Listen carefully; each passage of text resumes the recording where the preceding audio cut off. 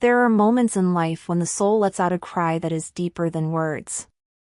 A cry that rises from the heart before the mind can form a sentence. And in Psalm 70 verse 1, we hear such a cry. Make haste, O God, to deliver me. O Lord, make haste to help me. This is not a quiet, composed request. It is urgent, raw, honest. It is the kind of prayer spoken when life feels heavy, when the pressure mounts, and when the road ahead seems uncertain.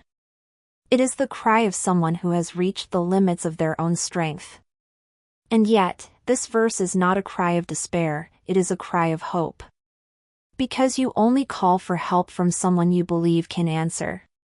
You only plead for rescue from the one you trust to be near. David, the author of this psalm, does not whisper into the darkness hoping something might hear him. He calls out to a God he knows is listening. Make haste, O God. It is as if David is saying, I know you're able. I know you're faithful. I know you're with me. But Lord, I need you now. And perhaps today, this is your heart too. Maybe you are longing for direction, for healing, for clarity, for comfort. Maybe you've whispered your own version of this verse under your breath, in your home, in your car, at work, or in the quiet of the night. The beauty of this psalm is that it gives us permission to be honest. It reminds us that urgency is not a sign of weak faith. It is a sign of real relationship. You don't hide your true feelings from someone who loves you. And God invites this honesty. God welcomes it. He does not turn away from our desperation, he steps into it. When David cries out, he is acknowledging something profoundly powerful. I cannot rescue myself. I cannot fix this alone. But God can, and God will. And that is where hope begins. Psalm 70 verse 1 is not merely a plea, it is an anchor. It is a reminder that even in our most urgent moments, we are not abandoned. God hears. God responds. God moves. Sometimes God's help comes like a sudden breakthrough, swift, unmistakable, undeniable. Other times his help arrives quietly, a calm in your spirit, a renewed strength for the day, a gentle reminder that you are held. But whether loud or subtle, God's help is never delayed.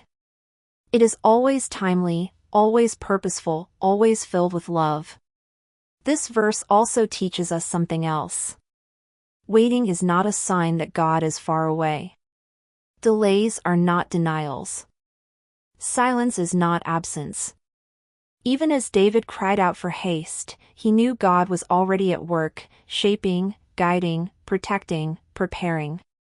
God's timeline is not a measure of his care but a reflection of his wisdom. And when you cry, Lord, hurry, heaven is not indifferent. God is not passive. The one who formed you, who knows every detail of your life, who understands the depth of your pain and the quiet of your fears, that God leans in. That God listens. That God helps. Psalm 70 verse 1 also invites us to shift our focus from our problem to our provider. It teaches us to look beyond what is overwhelming us and fix our eyes on the one who is greater than all things. When we cry out to God, we are declaring with our lives, my hope is not in my strength. My hope is in God. My rescue will not come from the world. My rescue comes from the Lord. I may feel rushed, but God is never late. And in that surrender, peace begins to rise. Not because the storm disappears, but because we remember who stands with us in the storm. Today, let this verse be your prayer. Let it be your declaration. When life presses in, say, make haste, O God, to deliver me. When fear whispers, speak. O Lord, make haste to help me. And when doubts surround you, remind your soul. My God is near, and my God will come through. Let this reflection settle in your heart. You are not forgotten. You are not unseen. You are not without help. You are held by a God who moves mountains, calms seas, restores brokenness, and brings beauty from ashes.